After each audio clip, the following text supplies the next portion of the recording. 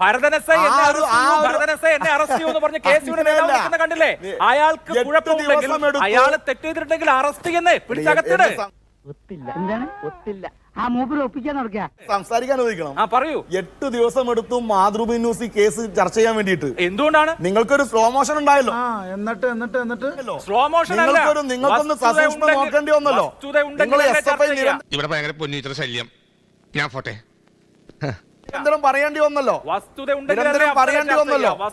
എന്റെ ഒറ്റ ചോദ്യമുള്ളൂ അഫ്സൽ. നോക്കൂ, ഇപ്പോ കാട്ടാക്കടയിലെ വിശാഖ്, കെ വിദ്യ, നിഖിൽ തോമസ് ഇവരൊന്നും എവിടെയാന്ന് എനിക്കറിയില്ല, കേരള പോലീസിനും അറിയില്ല, ആർക്കും അറിയില്ല. ഇവിടെ അൻസിൽ ജലീലിനെതിരെ നിങ്ങൾ ആരോപണം ഉന്നയിച്ചു. ആ ചെറുപ്പക്കാരൻ എവിടെയാണെന്ന് നമുക്കറിയാം. ആ ചെറുപ്പക്കാരൻ ഇതുപോലെ സ്റ്റുഡിയോയിൽ വന്നിരുന്ന് ചർച്ചയിൽ പങ്കെടുക്കാൻ തയ്യാറാണ്, ചോദ്യങ്ങൾ നേരിടാൻ തയ്യാറാണ്. അല്ലാതെ നിങ്ങളുടെ നേതാക്കളെ പോലെ അയാൾ ഒളിച്ചു പോയിട്ടില്ലല്ലോ. നിങ്ങൾ മാധ്യമങ്ങൾ വേട്ടയാടിയോ? എന്ത് വേട്ടയാടിയോ? ഇവരെയൊക്കെ അങ്ങനെയല്ല. നിങ്ങൾ SFIയുടെ സമീപനവും സമീപനമാണ്. ഒറ്റ സീനേ ഉള്ളെങ്കിൽ എന്താ, ചെറുക്കൻ കീടേക്ക് തിമിർത്ത് കാലക്ക് ഇവരൊക്കെ വേട്ടയാടപ്പെട്ടു. 13-ാം തീയതി അങ്ങനെയല്ല, 13-ാം തീയതി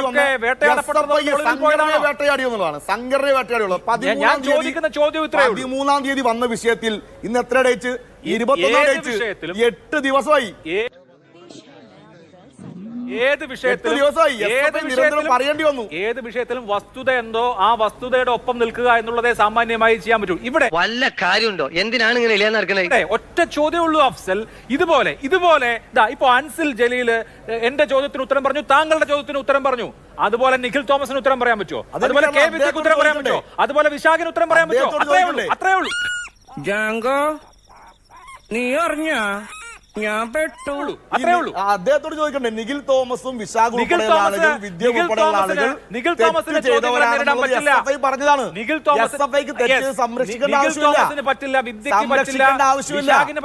അവരെ സംരക്ഷിക്കേണ്ട ആവശ്യമില്ല. പറഞ്ഞത് കേട്ടാ?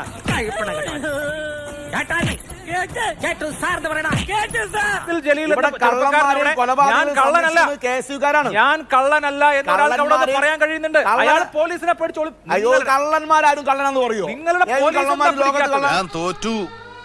എല്ലാരും കൂടെ സ്നേഹിച്ച് തോൽപ്പിച്ചു പറഞ്ഞിട്ടുണ്ടോ? 13-ാം തീയതി വന്ന ഒരു വിവരം. 13-ാം തീയതി വന്ന ഒരു വിവരം. പോലീസ് ആരോട് തന്നെ കേരളം ആരാണ് ഭരിക്കുന്നത്? ഇടതുപക്ഷ ജനാധിപത്യ മുന്നണി കേരളം ഭരിക്കുകയാണ്.